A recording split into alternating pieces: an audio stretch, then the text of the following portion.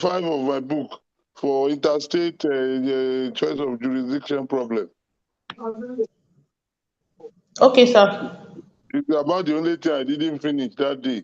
Did I talk about lease alibi pendings? Yes, sir, you did.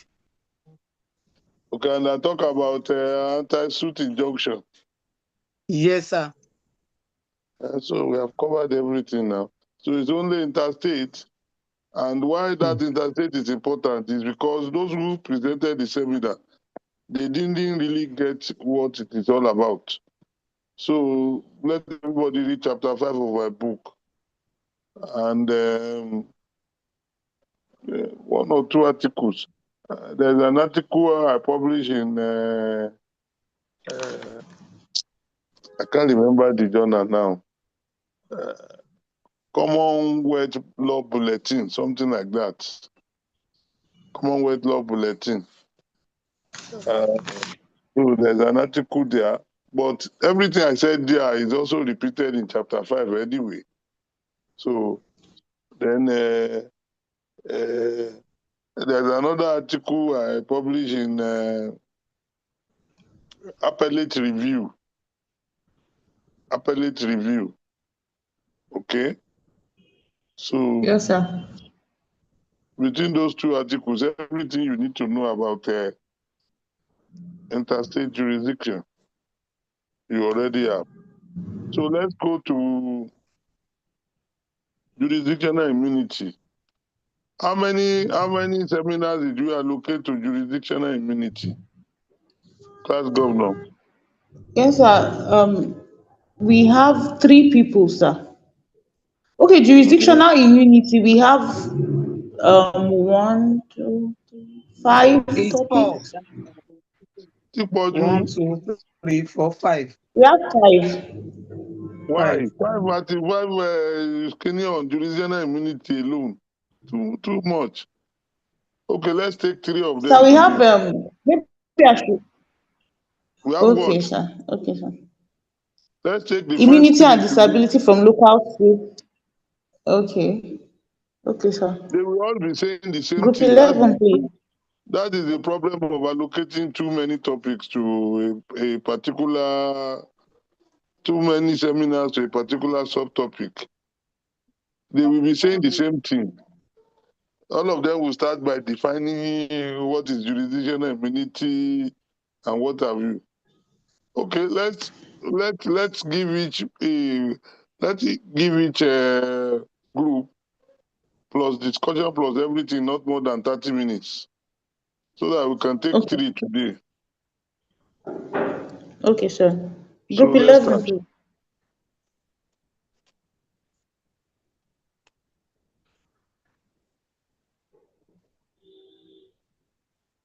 You can start to. Group 11, please. Are you? I don't know if you're on the call. Babalola Good Mariam, evening. Andrew Akinwale. All right, go ahead, please. Good evening, Prof. Good evening, class. Good evening. You are Miriam, speaking to please, your are you in paper. class? Yes, You sir. are speaking to your paper. You are not reading. No. We don't both discussion and everything you want to say. We are not giving you more than 30 minutes. Okay, sir. Mm.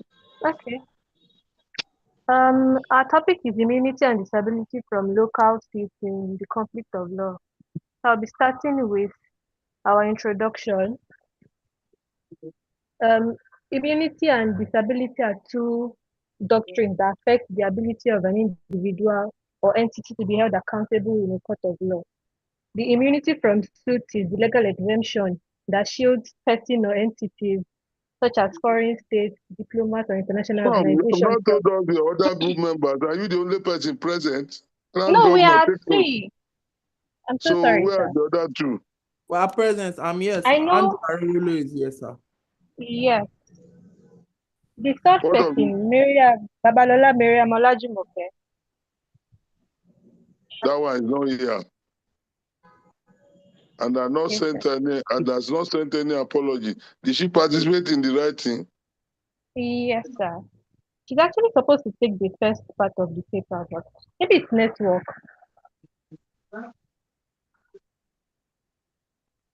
Can I continue, sir? Continue.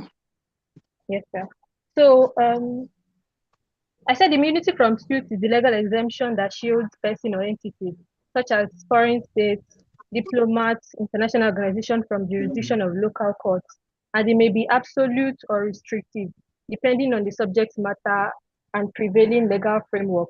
While disability from suit, on the other hand, refers to the legal incapacities that bar certain categories of persons from being sued, either due to their status, age, mental condition, or the nature of their dispute. Then I go to the third part, conceptual clarification. Immunity of suit, I've said it can be classified into jurisdictional immunity and executive immunity. Under jurisdictional immunity, we have sovereign immunity, which shields foreign states from legal proceedings in court of another state without their express consent. And it may be absolute or restrictive. It is absolute when every act of the foreign state or the sovereign government is shielded from um is shielded from legal proceeding, but it is restrictive where it differentiates between governmental acts and commercial or private acts, allowing suit only for commercial or private acts. And the Nigerian court have adopted this restrictive approach in Trendex. I'm so sorry. It has been used in Trendex against Central Bank of Nigeria. Then we go to diplomatic immunity, which is recognized under the Vienna Convention on Diplomatic Relations 1961, which protects foreign diplomats from the jurisdiction of local courts in both civil and criminal matters with exceptions. Then we also have executive immunity, which covers head of state, government officials, and other senior functionaries. It also extends to action unrelated to their official duties during their tenure. Then we have disability from suit, which may arise in foreign law restriction, where under some legal system, a person or an entity may lack the legal personality required to sue or be sued. And then we also have it under non-recognition of local law, where international organization or body is not formally registered or recognized under Nigerian law may lack the local standard. For example, companies which are not incorporated under the Company and Allied Matters Act can be prevented from, cannot sue or be sued in Nigeria. Then we have procedural disabilities, which include failure to satisfy condition precedent issues, such as reaction notices, exhaustion of remedies, or diplomatic procedures. So we have state immunity, which is a foundational doctrine in public international law. I don't want to repeat the same thing that I've said before. Okay, so let me just continue from here. All right. So our chapter 4 deals with types of immunities under conflicts of law. So we have state immunity, and we explained that state immunity is like a foundational doctrine in conflicts of law. So state immunity is relevant to conflict of law when a state is being sued in court of another state. So under state immunity, there are two theories. We have the absolute theory and the restrictive theory. So what the absolute theory simply means is that a foreign state would not be sued in any circumstance without its consent. So for you to sue a foreign state, you would need to seek the consent of that state before you can sue. However, the restrictive theory, which is now widely adopted, it permits suits against a foreign state in respect of private or commercial acts, while preserving immunity for sovereign or governmental acts. So what this is saying is that state immunity will not apply when the subject matter is as to a private or commercial act, say it is a contract and all of that. However, the immunity will apply when the act or the subject matter in question is as to Yeah, when they were carrying out their official function or their governmental functions. So that's the meaning of restrictive theory. Also, the United Nations Convention on Jurisdictional Immunities of States codifies the restrictive theory and sets out exceptions to immunity, such as for commercial transactions, employment contracts, and torts that cause personal injury or damage to property.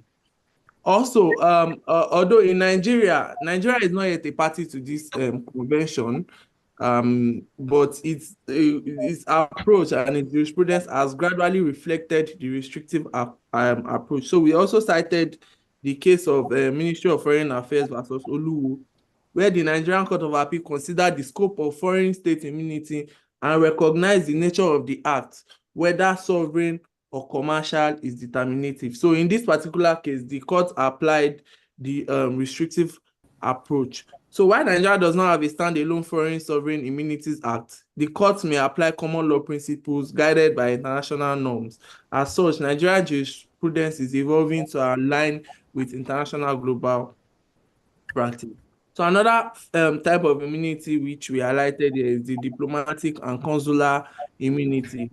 It's simply and this type of immunity is governed by the Vienna Convention on Diplomatic Relations and also the Vienna Convention on Consular Relations. So both of which this treaties has been ratified and domesticated in Nigeria under the Diplomatic Immunities and Privileges Act. So under the convention, diplomatic agents enjoy immunity from civil and criminal jurisdiction of the receiving state. However, there are exceptions as to when they will not enjoy this immunity. So they might be sued in respect of commercial transactions outside official functions or where the sending state waive the immunity. So this is simply saying diplomatic immunity will not apply where the transaction or the course of action is relating to a commercial transaction that is outside their official function. So if a diplomat does anything outside the function he has been sent to that country to do, his immunity would be waived. Or where the sending state waives the immunity of such diplomats. We also cited the case of Olaogo Enterprises versus BCCI, where the Nigerian court upheld the immunity of a diplomatic mission from civil proceedings, but emphasized that such immunity could be waived explicitly by the sending state.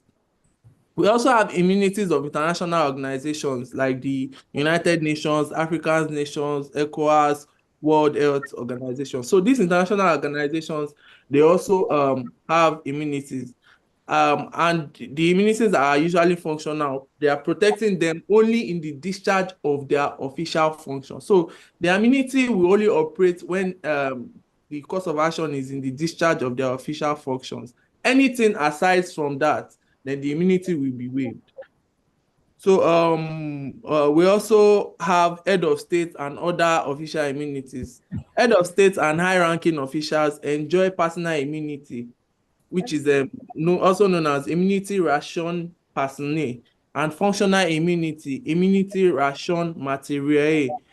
So personal immunity covers all acts committed during the tenure and is absolute. The latter, why functional immunity applies to official acts and may survive the official terms of office, such that after the official, like the immunity will apply when the official is in office, and it may also survive after he has left the office. So the official might not be sued on that particular act.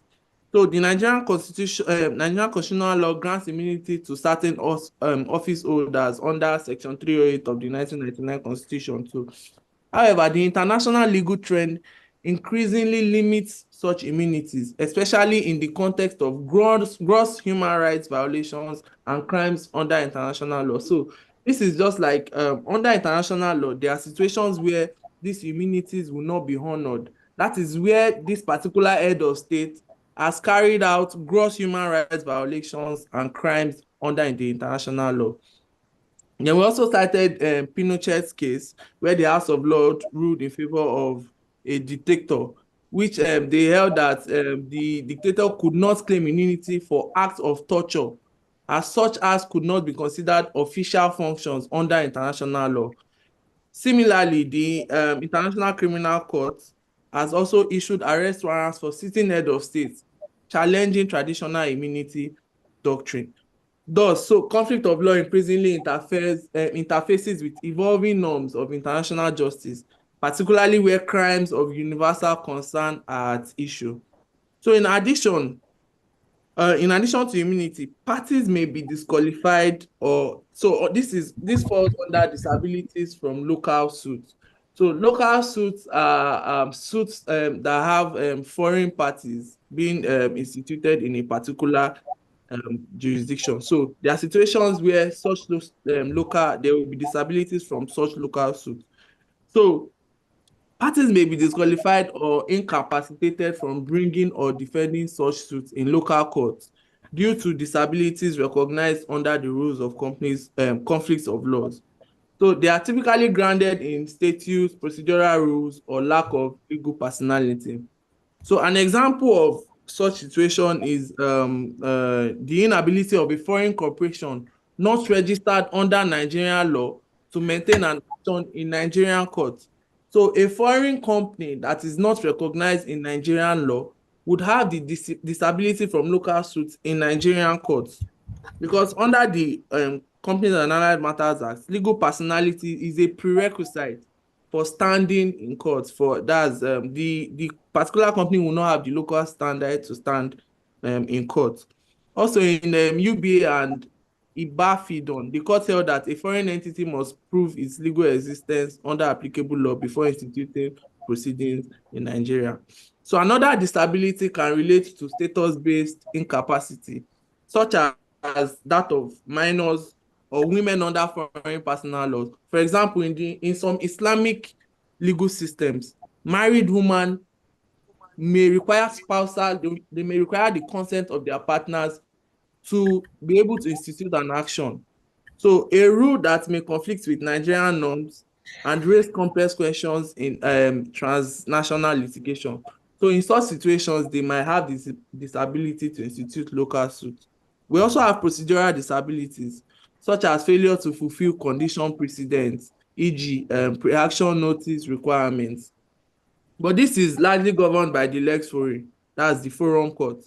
So even a party with substantive standing under foreign law can also be barred from instituting an action in a local jurisdiction if the procedural rules have made some conditions that are not satisfied. So these forms of disability serve as a reminder that access to justice in cross-border litigation is shaped not only by substantive rights, but also by procedural and status-based considerations that differ across jurisdictions. So our part 6 talks about the doctrinal analysis of conflicts of laws principles, where we explain the lex fori and the limitations to lex fori. We explained lex corsia and its interaction with immunities. Then we spoke about public policy. So under lex fori, so lex fori, which is also the law of the forum, it refers to the procedural law applied by the court where a case is being heard. So in conflict of laws, it governs matters such as jurisdiction, evidence, capacity. Hello. Yes, sir. I think you have covered the field of you have even overcovered all these procedural and whatever rule has nothing to do with immunity and disability. So conclude, and let's comment on your paper. Okay, sir. So so we identified the challenges in practice, which is immunity abuse and denial of justice. So one of the challenges is most of these organizations, diplomats, they abuse their immunity, which is a bottleneck to justice. So we also explained the issue in enforcing judgments. So enforcement of judgment against sovereign states or property it remains problematic. Foreign sovereigns often have limited commercial assets with a foreign state, and even when such assets exist, they may be shielded by execution immunity. In Nigeria, enforcement against foreign state property, especially embassies and consulates, is highly restricted, consistent with the inviolability principle under the Vienna Conventions. As such, victorious litigants often secure symbolic judgments without actual remedy. So most of these litigants, they get judgment, but they cannot even enforce, because by the time they try to enforce, they see that there are a lot of bottlenecks. So the fine line between functional immunity and impunity was also explained. So we stated that functional immunity protects acts performed in an official capacity, even after the official leaves his office. Then international courts have increasingly emphasized that functional immunity does not cover acts violating just cogent norms, such as torture or genocide. National courts are often reluctant to pierce the veil of state immunity for fear of political repercussions or violating international comity. So these are part of the challenges that we identified. They were identified from some recent trends and developments, which is shift from absolute to restrictive immunity.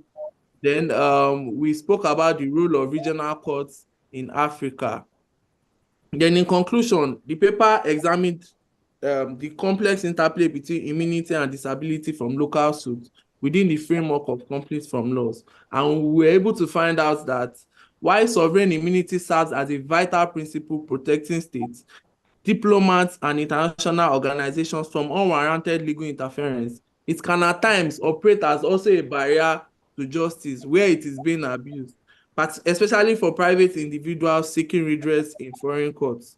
Then the shift from absolute to restrictive immunity is a significant progression towards balancing state sovereignty with accountability, especially in commercial and human rights context. So Nigerian courts, like counterparts worldwide, must navigate the delicate tension between respecting foreign sovereign prerogatives and upholding the principle of access to justice. Ultimately, courts should adopt a restrictive approach. This is our recommendation, sir. The court should adopt a restrictive approach to immunity, recognizing immunity only where acts are genuinely sovereign, that is within their official capacity, while denying it in commercial or human rights related claims that lead to personal injury. Moreover, reform in Nigeria laws and judicial capacity buildings are essential to clarify the scope of immunity and disability to be able to ensure a fair and predictable legal environment. Thank you very much, sir. Very well.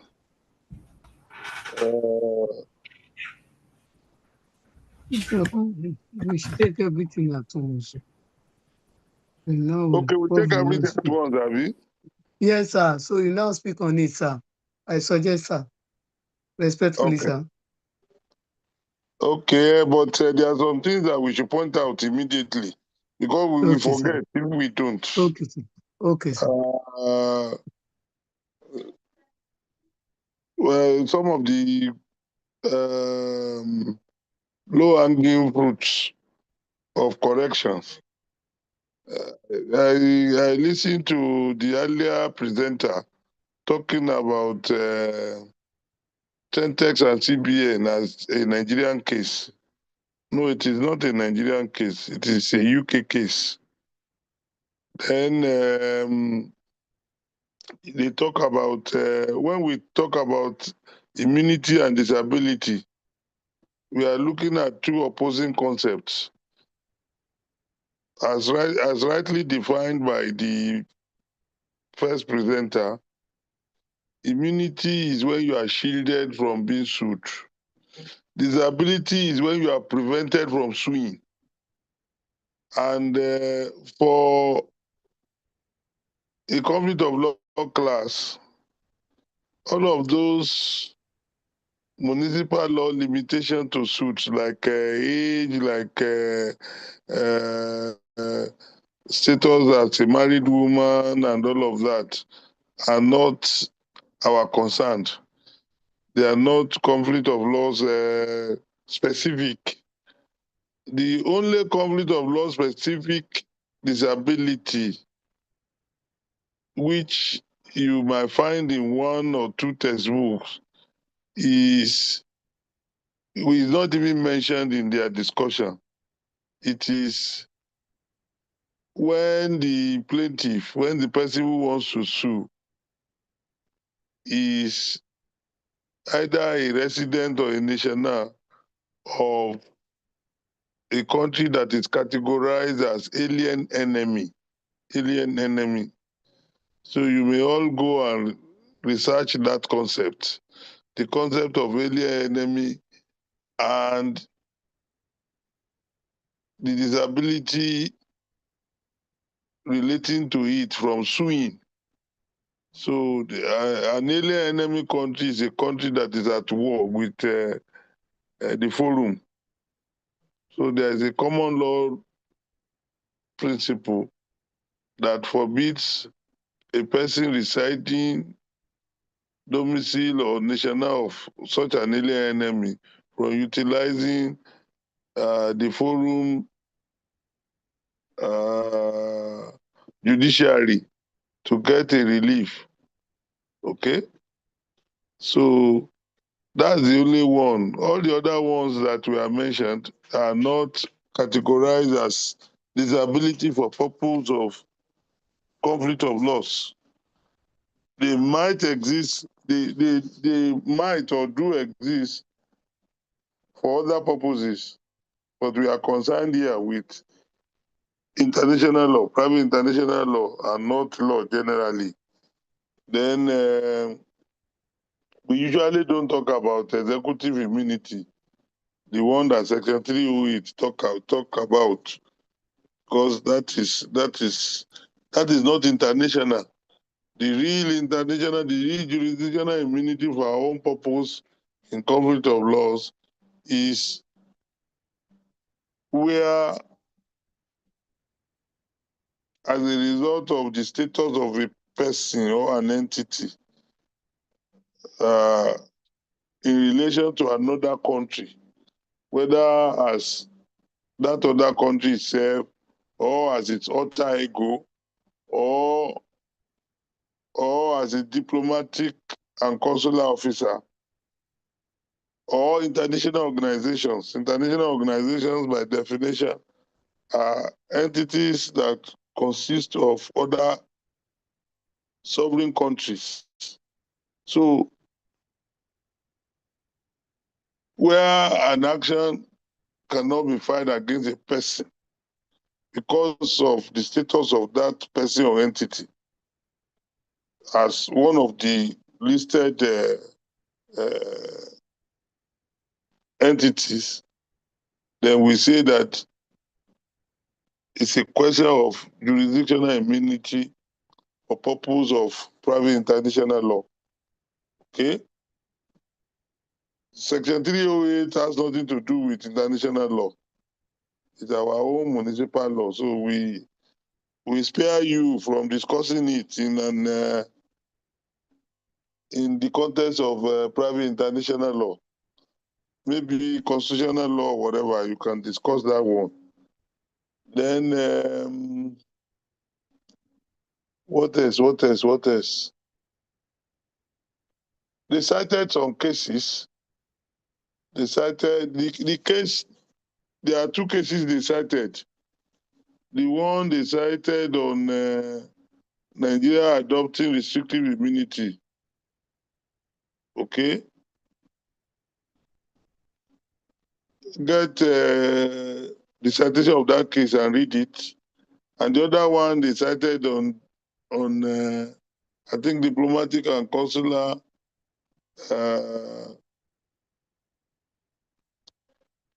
immunity from jurisdiction. That one is also relevant. So let's move to the other paper. In this way, even if I don't remember to say anything about what they have said, you should take note of this one. Well, the problem with discussing everything together is that you might omit relevant comments relating to one particular seminar or not. So let's move to the second seminar paper now. Hello, seminar group 12. Good evening, learned Prof, sir. Good evening. Good evening, sir. My name is Justice. I'm speaking on behalf of Group 12, and we are 3 in number. And the group members are Justice Kelechi Muchegbu, Anna Alu Mbogadu, Oluwa Solabumi, Daniel. These are members of Group 12. Our topic is sovereign immunity, a comparison between Nigeria and other states practice. We divided our work into 4 parts. Chapter 1 is made up of the introduction. Chapter 2, we talked about the general concept of sovereign immunity. Chapter 3, we talked about immunity in Nigeria. And the last chapter is the conclusion and recommendation. I will quickly proceed to the introduction. Sovereign immunity implies that states are free from external control because they have the ability and privilege to run their affairs the way they like. It implies also that the court of one state may not assume jurisdiction over another state. Historically, sovereign immunity practice was being practiced between states, especially between kings. The original idea of the concept came from a belief that the king does not do mistake, or the power that makes the law, which is state is infallible. Therefore, the king or the state itself was being protected from prosecution before national courts and from the jurisdiction of other states too. Globally, and in recent time, due to the development in the international law and international human rights, there is a new understanding for the sovereign immunity concept, which has gained statutory or legislative flavor in most countries.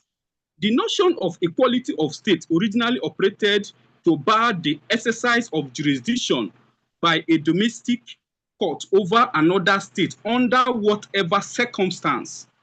The concept became known as the absolute immunity theory. However, states began to get more involved in commercial transactions. The doctrine of absolute immunity started to give way to relative immunity theory, whereby the immunity of a state could be lifted whenever the state got involved in commercial transaction. I would want to proceed to chapter. Those are basically the introduction. We talked about also the states that are practicing relative immunity theory or restrictive immunity theory, and then the state that talks about the practice, they are still practicing absolute immunity theory. Basically, Nigeria is where Nigeria comes in. Nigeria is yet to enact any legislation on state immunity, and the case law in Nigeria tends towards the application of absolute immunity doctrine. The aim of this work, therefore, is to carry out a critical examination of Nigerian legal position on state immunity from the standpoint of case law, as there is no legislation in force in Nigeria on the state immunity. I will proceed to chapter 2 of our work. Chapter 2 of our work, we talked about sovereignty, we talked about immunity, and then the development of immunity. We also talked about sovereign immunity and development of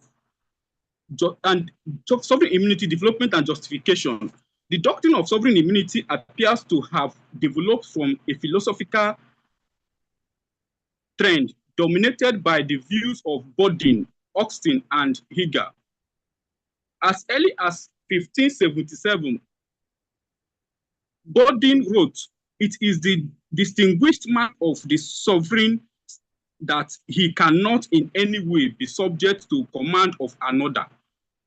Bodin's notion of sovereign immunity as the absolute and perpetual power within a state, coupled with Hobbes' justification of absolute sovereign power as an imaginary compact between ruler and the ruled, seem to have assisted Austin in his definition of law as a command of a sovereign.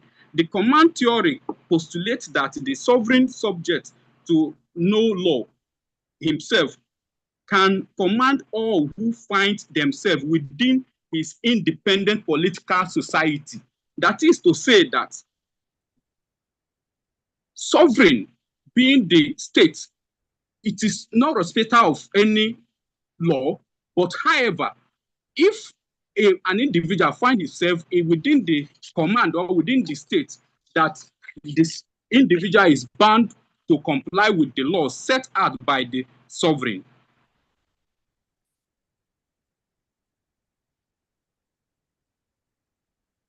The sovereign rules, however, began to change from about the middle of the 19th century.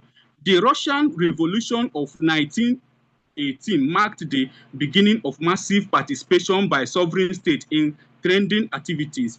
The Bolshevik nationalization of industry meant that the means of production became vested in the state. Commercial activities began to be performed by myriad of state agencies. The question whether these state agencies could be implemented in foreign courts began to loom large during the 20s and 30s. During the year succeeding the Bolshevik revolution, the monarchs of the Iberian Peninsula were deposed, and following the pattern set by the Soviet Union, Spain, and Portugal also began trading through state agencies. Other countries have since followed this trend.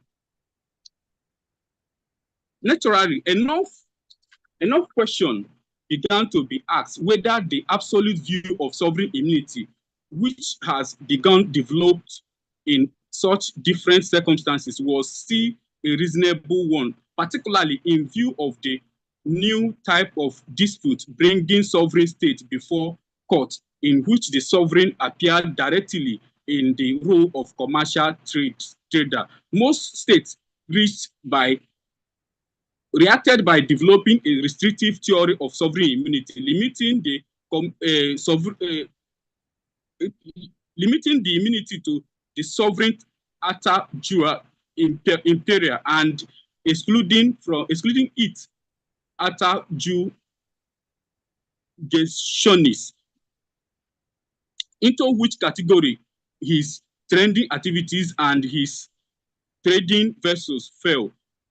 This aspect, it talks about the act of a state that relate to strictly on the state principle, and the act of a state that deals with commercial transaction, and that immunity does not extend to acts of state that has to do with commercial transaction with individuals or corporate entities. We talked about the justification of sovereign immunity. We talked about the theories of sovereign immunity, which is basically categorized in two, that is absolute immunity and restrictive immunity. Sovereign immunity and its future in criminal and civil proceeding against the state or its officials. Sovereign immunity appears in both criminal and civil matters. Now, in civil matters, internationally, the rule of state immunity reflects the principle of international law that has been given as a right and privilege to the state according to the principle of independence and equality of states. Then, historically, state immunity was developed and its application was transferred from absolute immunity to restrictive immunity. It means immunity is enjoyed by officials of state just for the act on behalf of state. It's at this point a question appears again, that within the restrictive immunity, could states enjoy immunity even in their acts that violate human rights? The human rights advocates argue that immunity no longer exists if there is a violation of certain norms of human rights. Another argument is that serious breach of human rights law and international humanitarian law can no longer be credited to the state, but must be measured outside the authority of the state. Furthermore, the important factor is that state immunity is going to be changed and limited because of its contradiction with other principles under international law and human rights. These principles have obliged states to comply with them, such as the obligation to protect human rights. In the light of this, under international criminal justice and since the International Military Tribunal of Nuremberg and Tokyo after World War II, the immunity has been refused. This means that state officials who have personal or functional immunity as a part of state immunity have individual responsibility. Therefore, they do not enjoy immunity from serious violation of human rights and international crimes, namely genocide crime against humanity and war crime. The argument for this is because these violations are not part of the state's act. The state will be acquitted. Therefore, the perpetrators will not enjoy immunity in respect of its position in the state. Hence, he or she will individually be responsible. On the other hand, the rejection of immunity in international criminal crimes has become the principle of customary international law and has been confirmed in several cases, namely Prosecutor versus Shobodan, Milosevic, Prosecutor versus Radovan, and several others. So we also talked about sovereign immunity in civil cases. Sovereign immunity in civil cases is basically categorized in two. The first is the act on behalf of the state or government acts which are immune from national court of other states. This is according to the international recognized sovereignty and personality of the state. So this particular aspect talks about the state action itself and not an individual act, but the state itself. It means even states have rights to control all action within their territory, but there is an acceptance rule from international community to respect foreign states' sovereignty as well. This is applicable to both countries who apply sovereign and restrictive immunity by a condition of sovereign state act consistent with international law. Secondly, the commercial or private acts that are done by states or their actors with the ordinary person or private actors. On the other hand, these kinds of acts are immune just in the countries that grant absolute immunity, such countries in South America, Russia, and China. On the other hand, in the countries who practice restrictive immunity, such as the UK and the US, foreign states do not have immunity in commercial and private acts. It means states are dealt equally as private actors in their private or commercial acts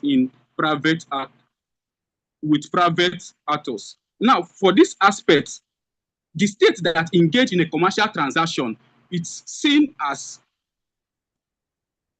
its power, its immunity is limited and is restricted, because in such a transaction, you are dealing with individuals, and then in that instance, whatever transaction, you are bound by the laws or maybe by the decisions of the court of that state, because it's seen in such states, it seems the immunity clause is restricted to such transactions that you have engaged with private individuals. So there are several cases also on this aspect. The case of Kuwait Airways Corp versus Iraq Airways Limited Corporation, rather, Victory Transport International versus Commissaire General.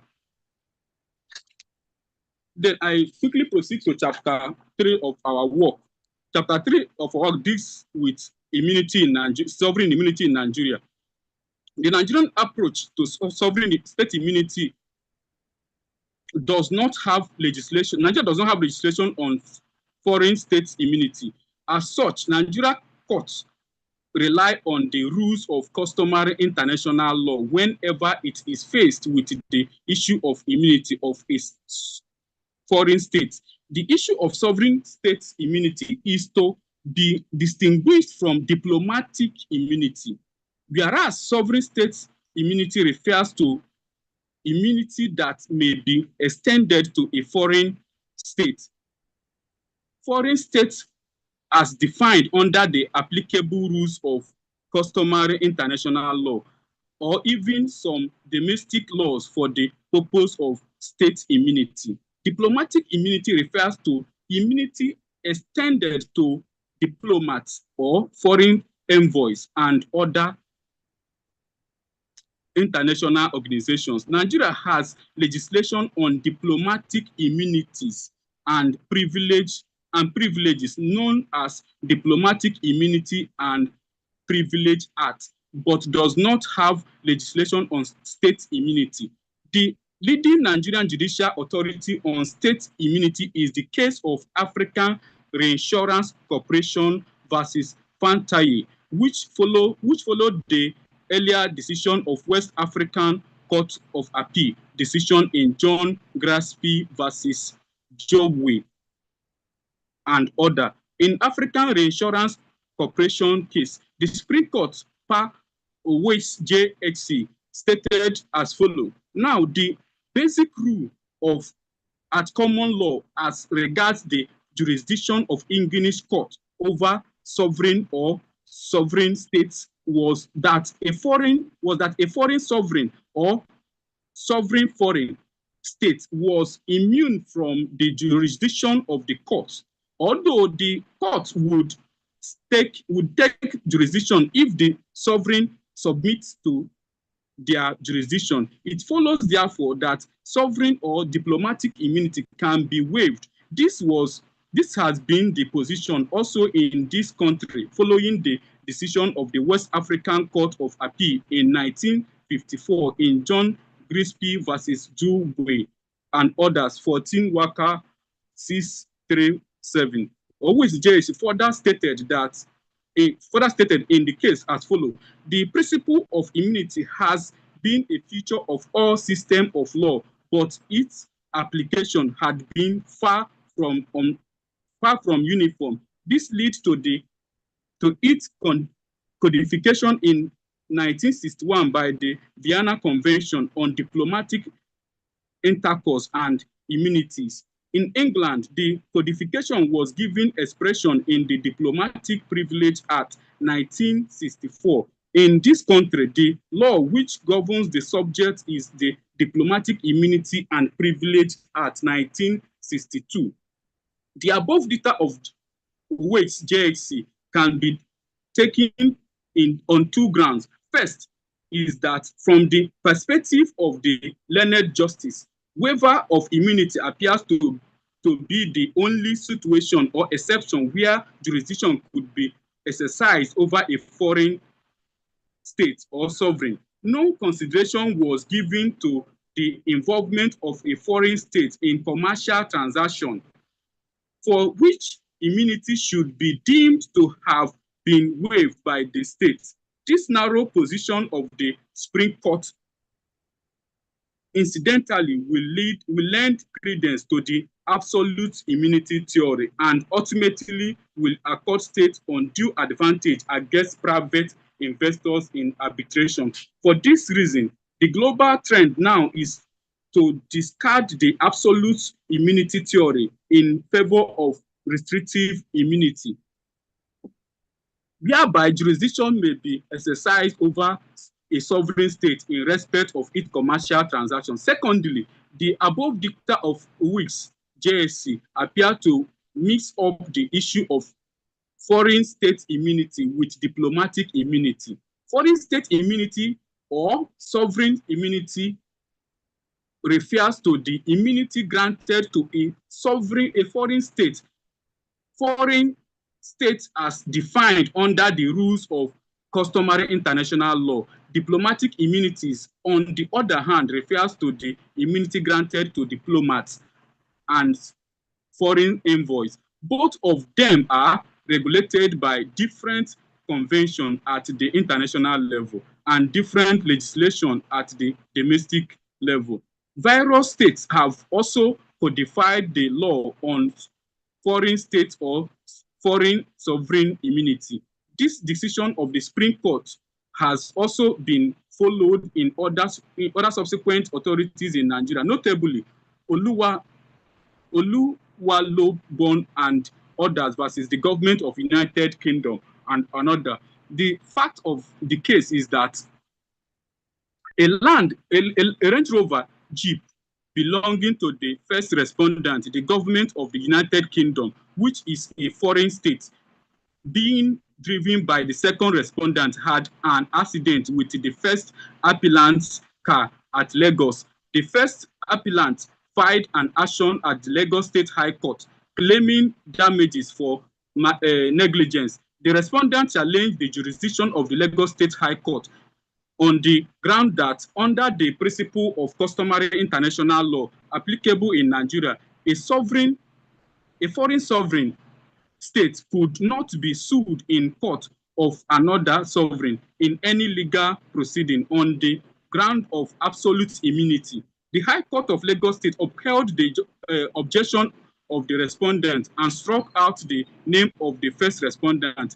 The appellant appealed to the Court of Appeal, Lagos Division. The Court of Appeal resolved all the cause of action being in tort. The respondent could not be impleaded in the Nigerian court. Accordingly, the appeal was dismissed. So I would stop at this point and allow my other colleague to take the rest part of the work. And that is Anna. Thank you, sir. Good evening, Prof. Good evening, class. So we also looked at we looked at sovereign immunity in the United States, the United Kingdom, and South Africa. So I'll be going straight to sovereign immunity in United States of America. So the United States adopt a codified comprehensive approach to sovereign immunity through the Foreign Sovereign Immunity Act of 1976, which serves as the primary legal framework governing when a foreign state can be sued in the US, in the United States courts. Before the FSIA, immunity determinations were made by the executive branch through the Department of State, often influenced by sovereign policy consideration. The Foreign Sovereign Immunities Act transferred that responsibility to the judiciary, thereby ensuring a more predictable and legally structured approach. So under Section 1604 of the FSIA, foreign states enjoy a general presumption of immunity from the jurisdiction of the U.S. courts. However, the Act provides several notable exceptions, which illustrates the country's embrace of restrictive immunity. These include exceptions for 1, commercial activities with a nexus to the U.S., 2, expropriation of property in violation of international law, 3, tortious acts committed within the United States, and then 4, arbitration agreements. So a critical case reflecting the application of these principles is Republic of Hungary versus Simeon. In this case, Hungarian Holocaust survivors brought a restitution claim in the United States against Hungary for property taken during the World War II. Hungary claimed sovereign immunity, but the plaintiffs argued that the exploration exception applied. The US Supreme Court, while recognizing the sensitivity of the matter, held that courts could proceed if the claim plausibly fits within an FSIA exception. The case is significant because it clarifies the court's willingness to engage with historical human rights violations, provided the statutory exceptions apply.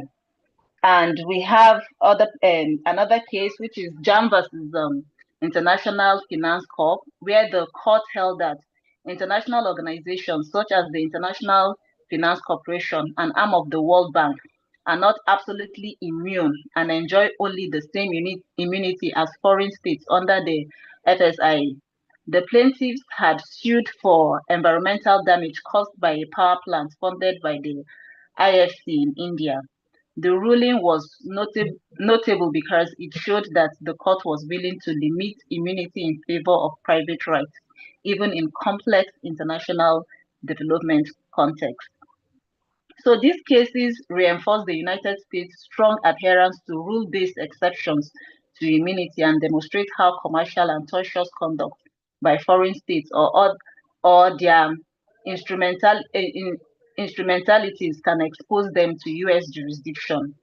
And the U.S. courts are increasingly willing to allow human rights and environmental claims to proceed under narrow exceptions, emphasizing the balance between respecting state sovereignty and ensuring accountability. However, the U.S. courts still exercise caution, especially where litigation could affect diplomatic relations or involve politically sensitive matters. Nevertheless, the FSIA remains a global model for codifying restrictive immunity and balancing legal and political considerations through judicial interpretation rather than executive discretion. And then we also looked at the practice of sovereign immunity in United Kingdom. So the United Kingdom regulates sovereign immunity through the State Immunity Act of 1978, and a comprehensive statute was enacted to bring domestic law in line with international developments, particularly the trend towards restrictive immunity. The SIA reflects the shift away from absolute immunity and delineates clear boundaries within which foreign states can be held accountable in UK courts. Section 1 of the Act provides the general rule that a sovereign state is immune from the jurisdiction of UK courts. However, this immunity is subject to several exceptions. That is sections 3 to 11 outline various situations where immunity is lifted, notably in commercial transactions, contracts of employment, personal injury, or damage to property according to the UK, ownership or use of immovable property, and arbitration agreements. And we have a number of cases. The General Dynamics UK Limited versus State of Libya case is a recent and instructive example of how these exceptions operate in practice. General Dynamics sought to enforce an arbitral award made against Libya for breach of contract. Libya claimed immunity under the SIA, but the Supreme Court held that by agreeing to arbitration, Libya had waived its immunity under Section 9. The court emphasized that arbitration clauses are enforceable despite foreign status, thereby reinforcing the UK's pro-arbitration stance and promoting legal certainty in international commercial transactions. Another notable case is the Belhaj versus Stroh, where the UK Supreme Court considered the claim of a dissidents against UK officials for their role in his rendition and torture. The court rejected the government's argument that state immunity or foreign acts of state doctrine barred the claim. It held that such defenses could not prevent the jurisdiction of alleged violations of fundamental human rights, such as torture, especially when these acts contravene just cogent norms, which are preemptory norms of international law. These cases indicate that while the UK generally respects foreign immunity of states, it is also willing to limit that immunity in cases involving serious violations of international law, commercial engagements, or where states have consented to alternative dispute resolution mechanisms.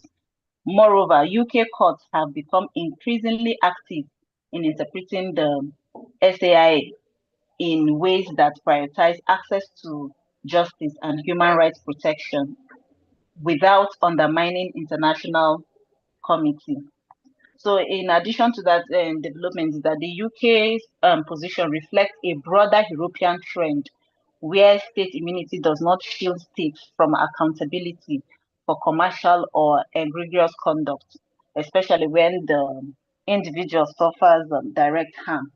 Thus, the UK's sovereign immunity regime is a balanced and progressive model, supporting legal certainty while safeguarding fundamental rights. And so we also stated that under the United Kingdom State Immunity Act, foreign sovereign states are no longer immune from action in respect of death, pursuant injuries, damages, or loss of property caused by an act or omission of a foreign state in the United Kingdom. Nigeria has no similar legislation and no precedent can be found in the common law in force in England prior to 1st of January 1900. As such, the Court of Appeal followed the precedent set in African Reinsurance Corporation case in Federal Republic of Nigeria and others versus Abacha and others. The first and second respondents who were the beneficiaries of the estate of late General Sani Abacha brought an action by way of fundamental rights at the Federal High Court, Kaduna, seeking to set aside the judgment of the Federal Office of Justice, Switzerland, to repatriate funds of late General Sani Abacha stashed away in banks in Switzerland to Nigeria, among other reliefs. The Federal High Court, Kaduna, granted the first and second respondents reliefs. Consequently, the appellant appealed to the Court of Appeal, Kaduna Judicial Division, which allowed the appeal. The Court of Appeal considered the issue of state immunity while placing reliance. So we also looked at the practice of sovereign immunity in South Africa. And the South Africa's approach to sovereign immunity is governed by the Foreign State Immunities Act 87 of 1981, which, while not as widely cited in global comparative literature, it is significant for its early adoption of the restrictive theory of sovereign immunity. The Act explicitly differentiates between governmental acts, that's juris in peril, and commercial or private acts, juris gestonis, providing clear statutory guidance for when immunity is not applicable. Section 2 of the Act states that foreign states are generally immune from the jurisdiction of South African courts. However, exception exists under Section 3 to 10, which allows suits against foreign states in matters involving commercial transactions, contracts of employment, personal injury, or damages to properties, ownership or possession of immovable properties, and arbitration agreements. This structure closely resembles both of UK's SIA and US FSIA. In Swiss-born Diamond Mines Properties Limited versus Kingdom of Lesotho, the Constitutional Court was asked to determine whether Lesotho could invoke a sovereign immunity to avoid arbitration over a mining dispute. The court held that Lesotho, by participating and in agreeing to arbitrate the dispute, had waived its immunity under the Act. The judgment confirmed that engagement in commercial transaction and arbitration can act as waivers, reinforcing South Africa's commitment to the restrictive approach, restrictive immunity doctrine. So there are other cases, and then South African court first appears increasingly sensitive to international accountability, particularly in areas touching on human rights or commercial responsibility. The courts often draw on comparative jurisprudence from the UK and other Commonwealth jurisdictions to interpret sovereign immunity, consequently with international standards. Despite this, the 1981 statute is now over 4 decades old, and some scholars argue that it may need updating to reflect newer developments in international human rights law, including explicit provisions for exceptions in cases involving gross human rights violations. Nevertheless, South Africa's legal framework, bolstered by a strong constitutional commitment to the rule of law, openness, and justice, positions it as a more progressive jurisdiction in the comparative landscape of foreign immunity. It serves as a practical model for countries like Nigeria, which still lack codified legislation on its subject. So we move further to the comparison between the practice of sovereign immunity in Nigeria, US, UK, and South Africa. Nigeria has not yet enacted, just like we've earlier established, Nigeria has not enacted a codified sovereign immunity law. Instead, its courts rely heavily on common law principles and international legal norms. Traditionally, Nigeria adopted absolute immunity, but recent jurisprudence suggests a caution shift towards a restrictive approach, and that is seen in the case of Trendex Trading Corporation versus Central Bank of Nigeria. The English Court of Appeal rejected Nigeria's claim to absolute immunity, holding that the central bank's issuance of letters of credit was a commercial activity and thus not immune. Although decided in the UK, this case remains influential in shaping judicial attitudes towards sovereign immunity in Nigeria. More recently, Ministry of Petroleum Resources versus ExxonMobil Corporation and others, the Court of Appeal reaffirmed the view that immunity does not extend to commercial transactions, aligning Nigeria's position with restrictive immunity. However, the lack of a statutory framework results in inconsistent applications of this principle. Nigerian sovereign immunities regime is governed by a mix of statute and judicial interpretation. While Nigeria has the Diplomatic Immunities and Privileges Act 1962, which governs diplomatic and consular immunities, it does not operate as a codified framework for general sovereign immunity like the FSIA or SIA. Under Section 11, Sub 2 of the Act, the Minister of Foreign Affairs may prescribe the extent of privileges and immunities for diplomats, consular agents, international organizations, and their personnel. Another distinction is that the Nigerian courts rarely apply just cogent exceptions, such as violations of human rights, as seen in UK cases. You are not speaking to this your paper. You are reading it. Can you conclude? Okay, sir. So, well, what we are basically saying is that in this comparison is that Nigeria does not have a codified law for sovereign immunity, unlike the UK, the United States, and South Africa. So Nigeria's position is still still has the absolute sovereign immunity, while other states are already moving to restrictive. Nigeria does not have state immunity legislation. Nigeria has not ratified any regional or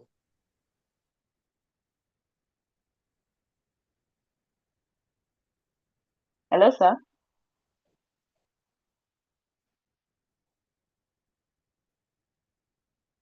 Hello. United Nations on the score of stating the state of the law. I'm coming. Let me pick this call before you start answering that question.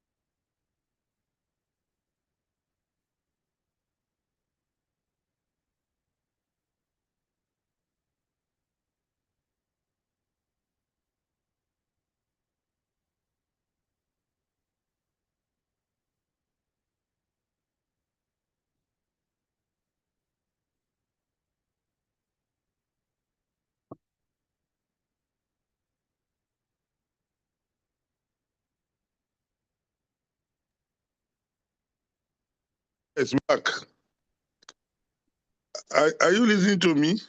Yes, sir. Yes, sir. You see, Nigeria doesn't have a state immunity legislation. Okay? Yes, sir. But all of you seem to say that our source of law in this matter is international customary law, customary international law. If it is, if our courts will rely on customary international law,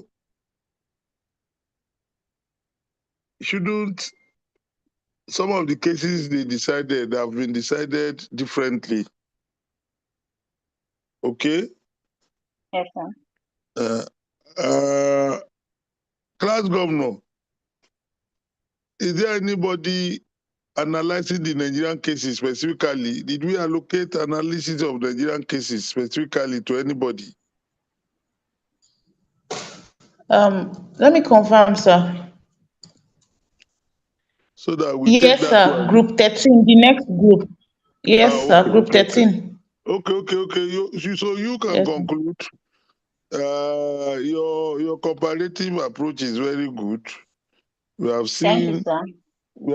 that there are model local statutes. What you have not said is also that there are model international treaties. The United Nations Treaty, when you take it together with the European Treaty on the subject matter, and the South American Treaty, I think there's an American treaty on it too. They are all converging on the same exceptions as are today.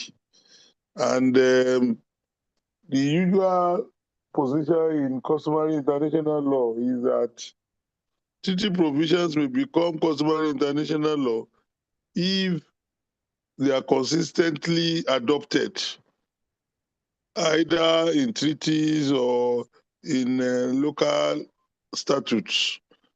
And so the argument is put up that by today, restrictive immunity would appear to be the custom of the world. And in particular, for a country like Nigeria that has nothing at stake to insist on absolute immunity, it ought not to be difficult for our courts to, through the route of customary international law, adopt restrictive immunity. But having not done that, perhaps the next advice you will give is for the Nigerian legislature to look the direction of South Africa, UK, America. I understand that they have one in Morocco too. Okay, some countries. The thing is that all of the countries that have enacted their provisions are uniform in the area of restrictive immunity. Okay, so let us quickly look at the Nigerian cases. Okay, let's Okay, look sir. at the Nigerian cases through the next group.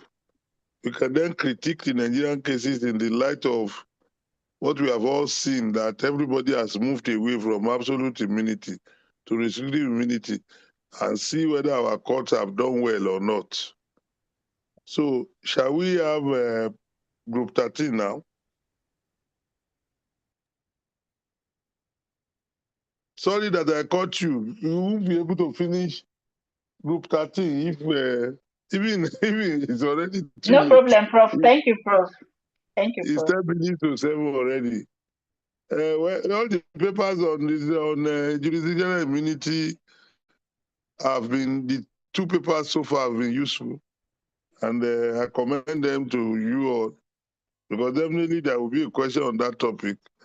And if you read the seminars presented, let's listen to what Group 13 is going to say.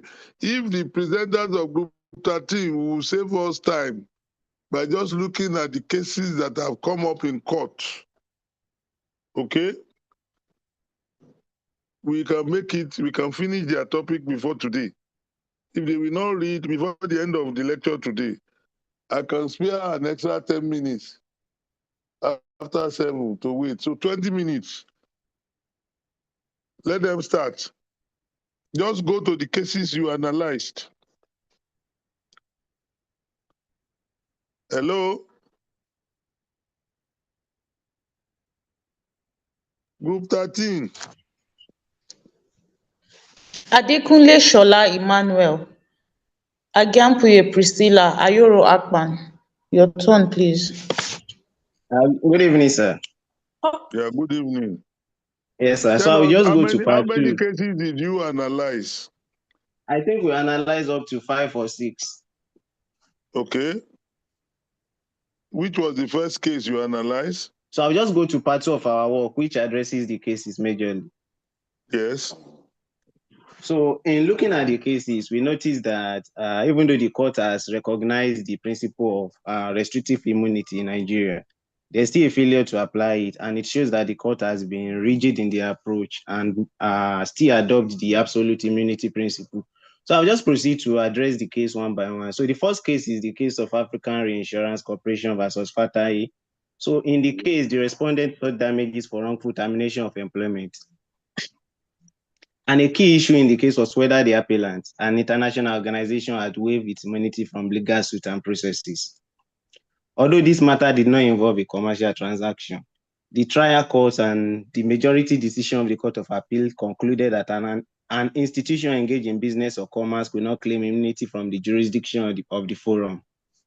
So even though there was a ministerial order which was exempting African Insurance Corporation from legal suit in Nigeria, the court still disregarded the ministerial order. And then the court, through Uthman Mohammed JCA, made judicial pronouncement recognizing the commercial exception after examining some cases, particularly English and American authorities. He stated that it is my respectful view that the framers of that agreement did not intend to protect the appellant from being sued once its main object was to undertake mercantile transactions. Corporations or other establishments dealing with commercial transactions are not normally accorded privileges and immunity from being sued. He made further reference to the case of Bacchus versus Sisio National de Trigo. And he stated that I see no justification in making the appellant immune from civil litigation once his stock in trade is mercantile transaction. So the next case we also consider is the case of Kramer Italo Limited versus Government of Kingdom of Belgium and another. So in the case, the plaintiff... No. Your analysis of African Insurance and Fatai is incomplete. You gave us the decision of the Court of Appeal, not of the Supreme Court. You know the Supreme Court reversed the Court of Appeal decision. Okay, very well, sir. Let me consider that.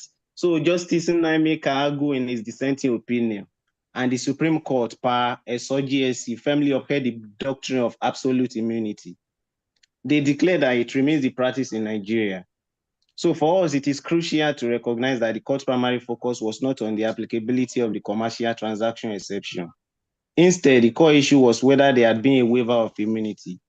While the concept of commercial transaction as an exception to sovereign immunity was acknowledged, it was not the main point of judicial inquiry in the case. The pivotal question was whether the entity claiming immunity had waived that right, which ultimately guided the court's decision. Additionally, the court had to apply the Diplomatic Immunities and Privileges Act in this case. So it shows that the court actually recognized the fact that, okay, there's an exception with respect to applying absolute immunity through the application of restrictive immunity in such a situation that a foreign government, a sovereign state engaging in commerce can actually be sued in Nigeria.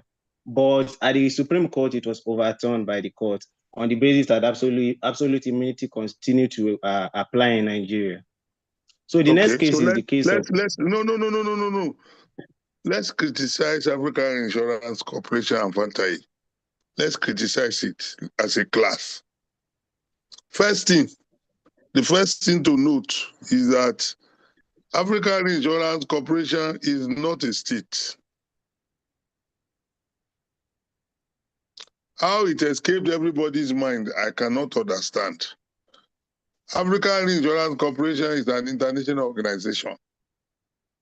By the definition of that concept, an international organization is an organization whose membership consists of sovereign states. And that's what African Insurance Corporation is. The membership of African Insurance Corporation is members of the African states, the AU. So we are not talking about a state. We are not talking about diplomatic and consular officer. We are talking about international organization. Look through the cases. Nobody appreciated that there is a distinction between states and international organization. So that betrays a lack of understanding of the subject. The concept of restrictive immunity, to the extent that it recognizes that foreign states that act jure gestionis in other territories may be sued in those territories where they have acted, cannot be relevant in this case.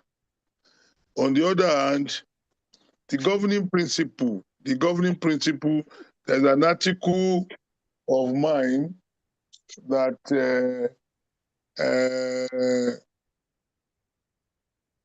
I published in one, I think it's AJIL, African Journal of International Law. African Journal of International Law.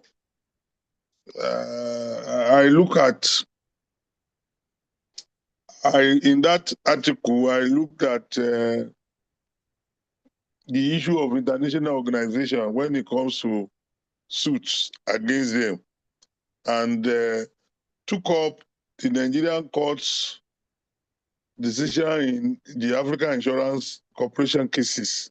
There are 3 of them: African Insurance Corporation and Fantai, African Insurance Corporation and JDP Construction, and African Insurance Corporation and AIM Consultant. 2 of them are Supreme Court decision. One is the Court of Appeal decision. In all of the 3 of them, the Nigerian appellate and apex courts have not appreciated that the idea of restrictive immunity is a theory relating to suits against states, not suits against international organization. International organization. Okay, so Yes, sir. so you read that my paper, and the European position on international organizations, suit against international organization in their own court, is clearly not based on restrictive immunity. Their position is that they will respect the sovereignty of international organization if and only if such international organizations have provisions for listening to complaints from third parties.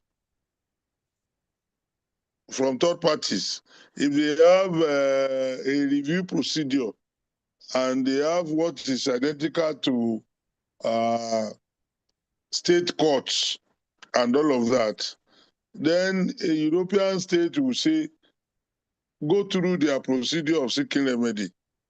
But if they don't have what the European states have said, relying on Article 6 of their own human rights law, is to say that there are 2 conflicting issues now, 2 conflicting principles. The principle that you accord respect to international organization, and the principle that you will not deny any citizen of a remedy.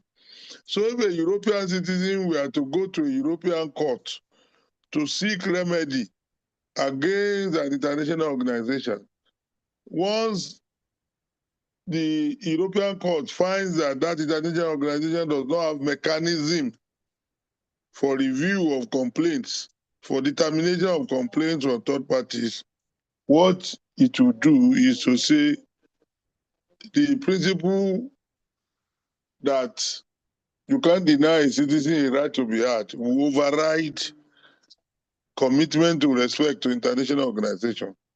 And in that my article, I cited quite a number of European cases. Some of the cases, at least one of them, were not even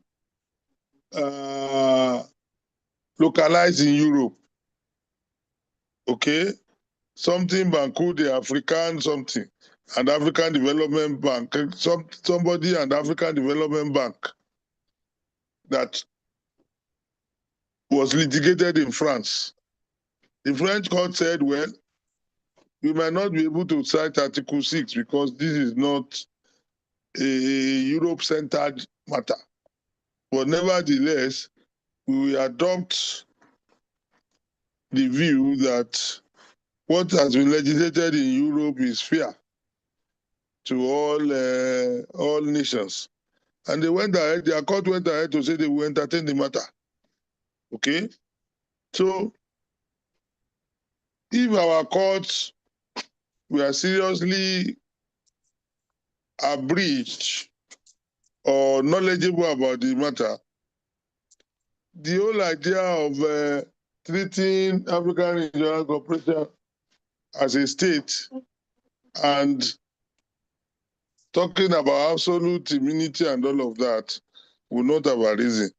Then the second issue from the decision is that the Supreme Court did not buy into all of the argument about restrictive immunity. That, at least that is my own view, that they didn't buy into the view. Because if you look at the recent trend, contract of employment is one of the grounds for non-application of immunity.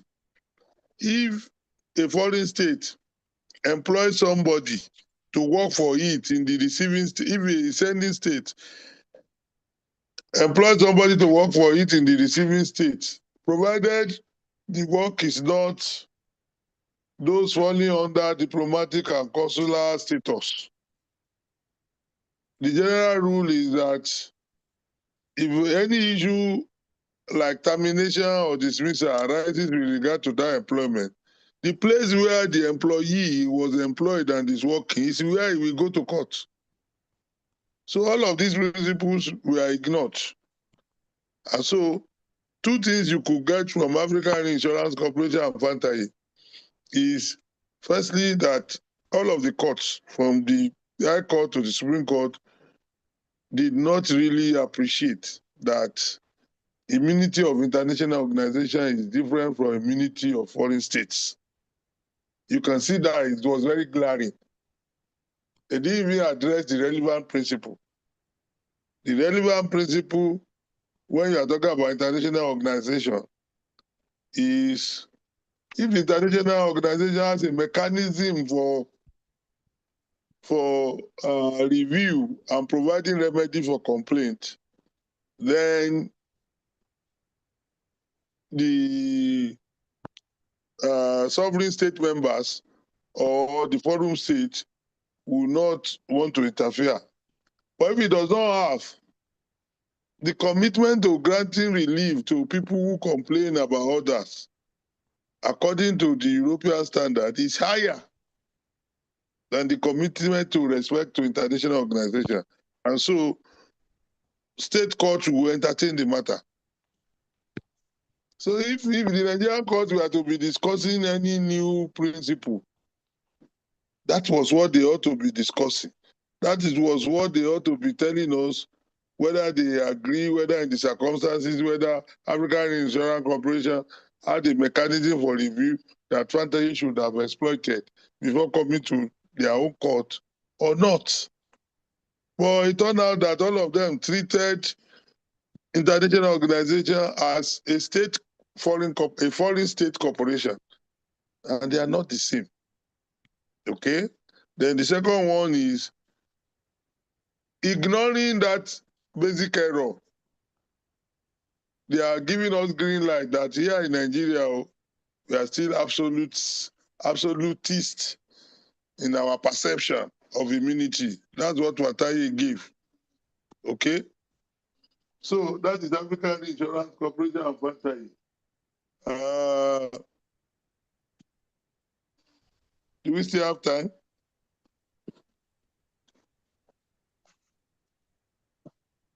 We have just 3 more Yes, minutes. sir. We have 3 minutes.